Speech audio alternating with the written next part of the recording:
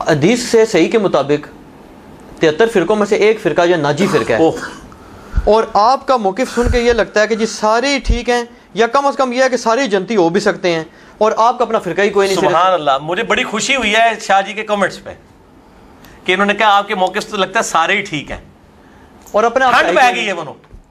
اگر آپ یہ کہتے نا کہ آپ کے موقع سے لگتا ہے کہ سارے ہی غلط ہیں اور آپ ٹھیک ہیں تو منو وقت چڑھ جانا سیدھے۔ شکر ہے سوال صحیح کیتا ہے تسی، واقعی کہ میرا کہیں موقف نہیں کہ سارے ہی غلط ہیں 100%۔ میں ساروں کو ہی غلط بھی مانتا ہوں اور ساروں کو صحیح بھی مانتا ہوں کسی نہ کسی معاملے میں، اس کو سمجھیں۔ ہم حضرت عیسیٰ کو مانتے بھی ہیں اور نہیں بھی مانتے۔ کیا مانتے ہیں؟ اللہ کا پیغمبر وجیہن فی الدنیا والآخرہ، اور کیا نہیں مانتے؟ اللہ کا بیٹا نہیں مانتے۔ ہم سنیوں کو ٹھیک مانتے بھی ہیں، نہیں بھی مانتے۔ کس معاملے میں صحیح مانتے ہیں؟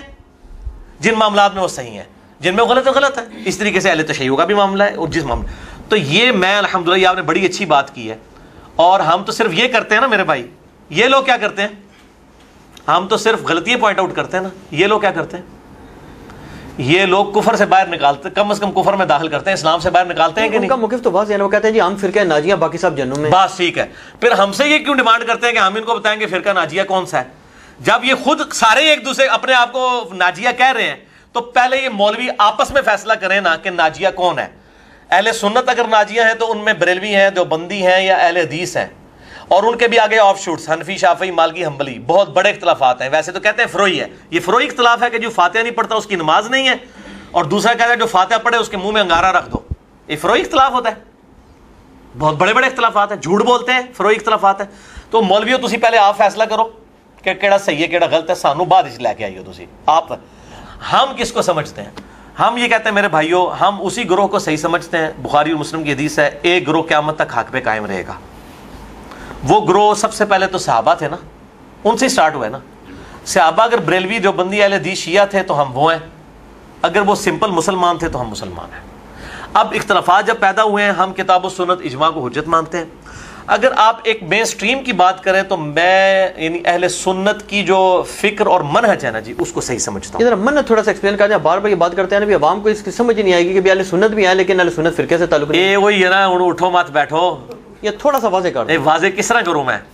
اہل سنت کا میں شیخ زبیر صاحب سے جب کہتا ہوتا تھا نا اہل حدیث کدھر ہے، جن اہل حدیثوں کی آپ بات کرتے ہو، کہتے ہیں علی بھائی ہزروں میں اٹک میں ہے، آ جائیں آپ میرے پاس، ہم میں وہ اہل حدیث، باقیوں کی کوئی ذمہ داری نہیں۔ تو میں بھی یہ کہتا ہوں منہج کی بات یہ ہے کہ کتاب و سنت کو حجت ماننا اور اجماع کو حجت ماننا، یہ ہے منہج۔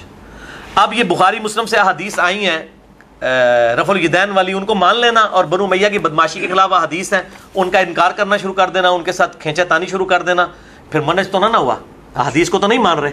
امام مسلم کے منہج سے تو ہٹ گئے نا، یہ سلف کا فہم بھی میں نے بتا دیا ہے تمہید کے اندر، اس فہم سے تو یہ ہٹ گئے نا۔ پھر تو ہم یہ سمجھتے ہیں کہ اہل سنت ہوں، اہل تشیع ہوں، بریلوی، دیوبندی، اہل حدیث، کوئی بھی ہوں، ان کے اندر جہاں جہاں پہ اچھے لوگ موجود ہیں جو حق بات کو قبول کرتے ہیں، وہ اس فرقہ ناجیہ میں شامل ہیں۔ باقی یہ ہے کہ آپ کسی کو سرٹیفکیٹ دینا، وہ اس طریقے سے سرٹیفکیٹ تو میرے بھائی میرے پاس نہیں ہے۔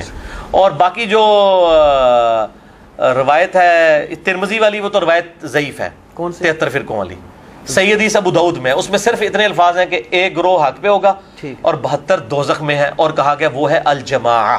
یہ نہیں بتاتے، وہ نہیں ہے کہ اہل حدیث یا وہ بریلوی، اس میں الجماعہ۔ ان سے پوچھیں الجماعہ کیا ہے، سوال ہے نا۔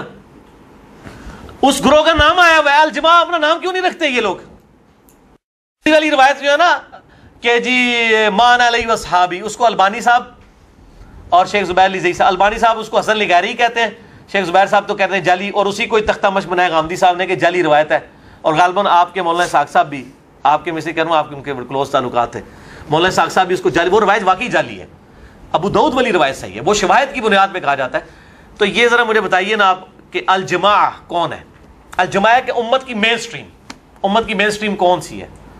جو 5 نمازوں کو مانتی ہے، جمع کرنا ہے وہ تو جواز دونوں طرف موجود ہے، ٹھیک ہے۔ اچھا، خانہ کعبے کی طرف منہ کر کے نماز پڑھتی ہے، نبی صلی اللہ علیہ وسلم کو آخری نبی مانتی ہے، ذبیحہ کرتے وقت اللہ کا نام لیتی ہے، جو موٹی موٹی چیزیں ہیں۔ باقی تو ہر معاملے میں اختلافات تو موجود ہیں، صحابہ کے اندر موجود ہے، بعد میں بھی چل سکتے ہیں، ٹھیک ہے۔ تو ہم یہ سمجھتے ہیں کہ ایسے لوگ بریلوی، دیوبندی، اہل حدیث، شیعہ، حنفی، شافعی، مالکی، حنبلی سب کے اندر موجود ہے جو اس الجماع میں داخل ہیں۔ آپ مجھے بتائیں آپ کا کتنے شیعہ کے ساتھ بھی رابطہ ہے، کتنے اثنا عشری علماء لیول کے لوگ بھی ہیں جو سب و شتم کو حرام سمجھتے ہیں؟ بالکل ہے نا جی۔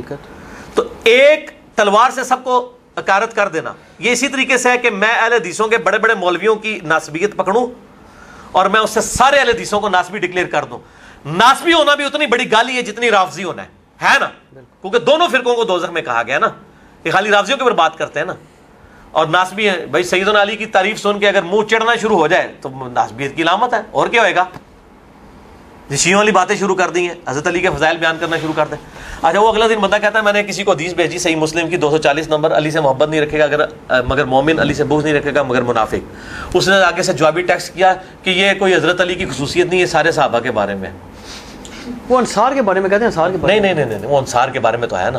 اس نے کہا حضرت ابو بکر، عمر، عثمان و علی سے بھی اگر بغض رکھے گا وہ بھی منافق ہے۔ یہ حدیث کے جواب میں خود حدیثیں کیوں بناتے ہیں؟ ابو بکر، عمر، عثمان کے ساتھ کوئی سنی بغض رکھتا ہے؟